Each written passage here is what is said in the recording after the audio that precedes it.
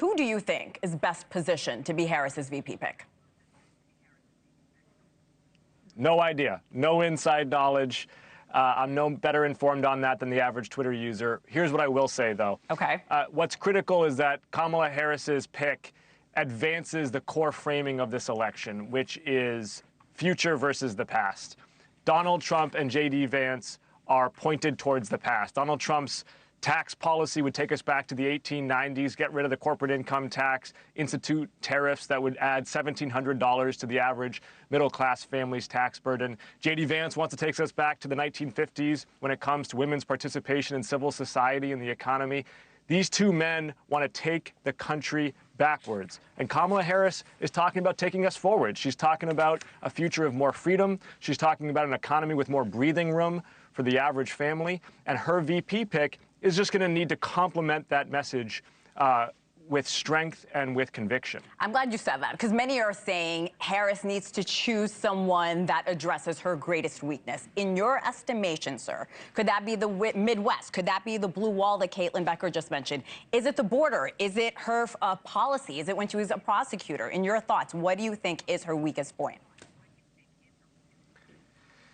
Historically, Henna, VP picks have not been dispositive for the outcome of elections. The most important thing that Kamala Harris should do is choose a VP pick who she thinks could be president of the United States should the worst happen. That's her responsibility to the American people, is an individual ready on day one, just like Joe Biden chose her because he believed she was ready on day one.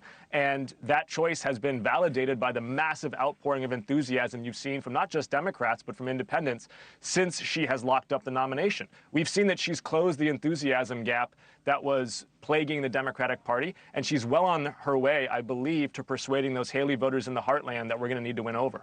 In our last report, our correspondent pointed out that many are zeroing in on Shapiro as a strong VP pick. That name is floating around constantly. He would be the second Jewish VP pick in history. Do you think some of his strong support for Israel could help blunt criticism from Democrats that they're not doing enough to combat anti-Semitism? Regardless of her pick, I think it's going to be incumbent on Democrats to assure Jewish voters, and indeed all American voters, because all voters care about hate in our politics, that we are a party that stands against hate in all its forms, including anti-Semitism. And I was proud to see Kamala Harris's strong statement against the protesters in Union Station during Prime Minister Netanyahu's address to Congress. She clearly and unequivocally said that that type of anti-Semitism, that type of anti-Americanism has no place in our political discourse. And I think regardless of who her VP pick is, that's going to continue to be a theme of the campaign, that part of taking us forward as a country is extinguishing all forms of hate. There are those uncommitted voters. Do you think picking him could prove to be a flashpoint within the party, given his pro-Israel stance? It shouldn't be. Josh Shapiro is critical of Prime Minister Netanyahu. He's opposed to the boycott, divestment, and sanctions movement. And those two positions are really mainstream Democratic positions. And so holding him to a different standard than other politicians simply because he's Jewish, I think, is unacceptable. And I think the Democratic Party needs to evaluate all of its candidates based on the merits of their policy positions and based on their ability to help this ticket get to 270 electoral votes. Ultimately, that is the decisive calculation. Congressman, I want to bring up the Republican mayor of Mesa, Arizona today. He actually endorsed Kamala Harris. He wrote in an op-ed, I'm going to read this for our viewers, significant reforms to immigration and border policies that would have addressed the crisis at our southern border were blocked by Trump because he didn't want the problem solved. He wanted to exploit it for personal political gain. End quote. Do you think more independents and Republicans will see it as Harris's border policies, or will they listen to Trump, blame Harris, calling her the country border czar like Trump has been doing at his rallies?